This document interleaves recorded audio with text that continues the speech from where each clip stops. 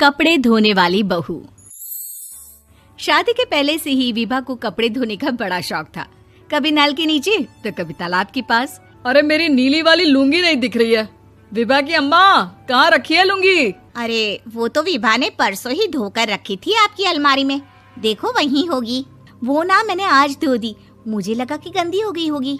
अरे कैसे गंदी हो गई थी? उसे तो मैंने पहना भी नहीं। हे भगवान, इस लड़की के कपड़े धोने की आदत से परेशान हो गया हूँ मैं। जितना तो घर में राशन नहीं आता, उससे कहीं ज्यादा डिटर्जेंट पाउडर का खर्चा है।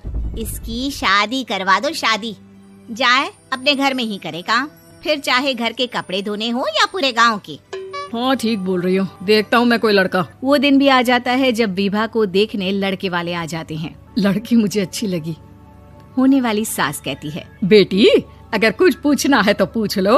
वैसे तो हमारी लड़की बहुत ही शर्मीली है, जो बोल दो वो मान लेती है, इसे क्या पूछना होगा। अरे कैसी बात कर रही हो माँ, मुझे इन लोगों के घर रहना है, सवाल तो कई है। हाँ हाँ बेटा, पूछ लो ना, क्या पूछना है। आप लोगों के घर कपड़े कौन धोता है? सास का मुंह बन जाता है। देखो, अगर तुम ये कहना चाहती हो कि तुम्हें कपड़े धोने नहीं आते तो सुन लो, कपड़े मैं ही धोती हूँ, लेकिन तुम्हारे आ जाने के बाद मैं रुमाल तक नहीं धोऊंगी। अरे चुप रहना भाग्यवान, बहू बेचारी घर आई नहीं, उसे डराना शुरू कर दिया। वो क्या है ना बिटिया, अभी तक तो ये कल्लू की माँ ही धोती थी, लेकिन अब तुम्हारे पापा तो दहेज में वॉशिंग मशीन देंगे ही। तभी विभा की माँ बोल पड़ती है, सवाल भी पूछा तो क्या। वैसे भाई साहब, मशीन की तो फिर भी कपड़े धोने की कैपेसिटी होती है। मतलब जो बिटिया दे रहे हैं ना विभा, इसे कपड़े धोने का बहुत शौक है। ये आप लोगों के क्या, आस पड़ोस गांव मोहल्ले सबके कपड़े धो दे और उफ तक ना करे। बाहर देखा नहीं आपने कितने कपड़े सूख रहे हैं? सब हमारी बिटिया ने ही तो धोए हैं। बस भी करो ना माँ, शर्म आ रही इतनी तारीफ सुनकर। और तो और एक दाग निकाल कर दिखाओ तो मान जाऊँ। हाँ अच्छा, माफ करना बेटा, मैंने गलत समझा।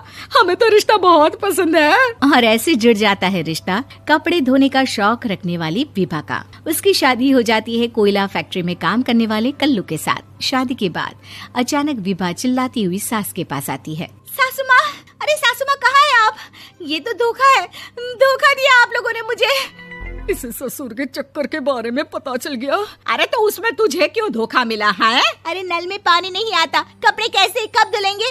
अच्छा, तू पानी नहीं आ रहा उसकी बात कर रही है। तो आपने क्या सोचा? कुछ नहीं। अच्छा, तेरी माँ ने कहा था कि कपड़े धोने का शौक है तुझे, याद आया मुझे।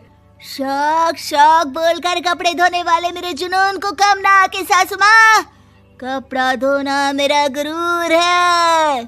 तभी पति भी वहाँ आ जाता है। अभी मैंने इसे सनी देओल की फिल्म दिखाई है, उसी के डायलॉग मार रही है माँ। अच्छा सुन, साफ साफ बता रही हूँ, पानी सुबह 4 से 6 और शाम को 10 से 12 आता है, समझी? विभा टाइमिंग सुनकर हैरान हो जाती है। ये क्या भूतों का मोहल्ला है? सुबह 4 बजे उठकर कौन कपड़े धोता है? 4 बजे टंकी में पानी जाता है, फिर सारा दिन धोना ना, किसने मना किया? अरे कैसी बात कर रही हैं? 200 लीटर की टंकी में कितने कपड़े धो लूंगी मैं? सुबह ही उठ जाऊंगी मैं। अब क्या था, विभा सुबह 4 से लेकर रात के 12 बजे तक कपड़े ही धोती रहती। एक रोज सास पड़ोस से निकलकर कहीं जा रही होती है कि साथ वाली कहती है, हाँ कल्लू की माँ, जरा ये बताओ कि 2 साड़ी है, 2 ब्लाउज और एक पेटीकोट और एक नाड़े वाला लंबा कच्छा। हाँ तो? अरे तो क्या, कितना लोगी धुलाई ये बताओ। धोबन दिख रहे हैं हम क्या? हमारे पति सरकारी नौकरी से अभी रिटायर हुए हैं और बेटा सुपरवाइजर है कोयला फैक्ट्री में। धोबन समझ रखा है हमें? हाय रे कल्लू की अम्मा, माफ कर दो, वो तो मोहल्ले में यही सब बता रहे थे कि तुमने बहू को कपड़ा धुलवाने के काम में लगा दिया है। सास को पड़ोसन की बात सुनकर गुस्सा आ जाता है। वो घर पहुंचती है जहां घर के बाहर ही इतने सारे कपड़े सूख रहे होते हैं जितने कि किसी धोबन के घर पर। अरे ओ कल्लू की दुल्हन, बाहर निकल।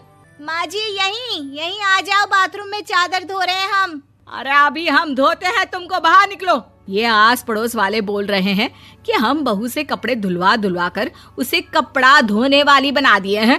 अरे छोड़ो ना माँ जी, किन लोगों की बातों में आती हो? आस पास के लोगों का तो काम ही होता है कि वो किसी तरह सास बहू को लड़ा दे। बहू सारे घर के कपड़े धोती है, ये क्या कम है? बोलिए। सास को भी लग जाता है कि वो बहू का ये सनकीपन नहीं छुड़वा सकती, इससे अच्छा है कि खुद ही चुप हो जाए। एक रोज सास और बहू मंदिर जाते हैं, जहाँ सास की साड़ी वहाँ खड़ी भीख मांगने वाली से मिलती है। माँ जी क्या बात है, आपकी साड़ी उस भिखारन से कितनी मिल रही है ना? हाँ हाँ देखो तो दोनों की साड़ी मिल रही है। क्या बात है कल्लू की अम्मा, तुम खुद को तो अफसर की बीवी बताती हो और ऐसी सिंपल सी प्लेन साड़ी पहनकर घूमती हो। सिंपल और प्लेन नहीं है ये साड़ी। तो क्या सोने के धागे से फूल बने हैं? कुछ भी सासू माँ, कुछ भी। हाँ बने थे इस साड़ी में सोने के धागे से फूल। मेरे पति लेकर आए थे मद्रास से स्पेशली मेरे लिए 10,000 की।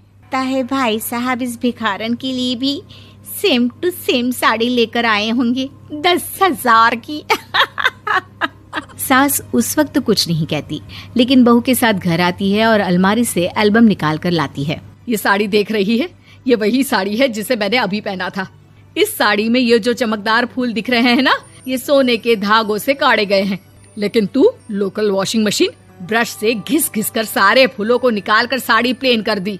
मुझे माफ कर दीजिए सासू माँ। और तो और, जब मैंने तुझे तेरी गलती के लिए कुछ नहीं कहा, लेकिन तूने तो सबके सामने मेरा मजाक ही बना दिया। क्यों? बहू को समझ में आ जाता है कि अब से उसका कपड़े धोना बंद।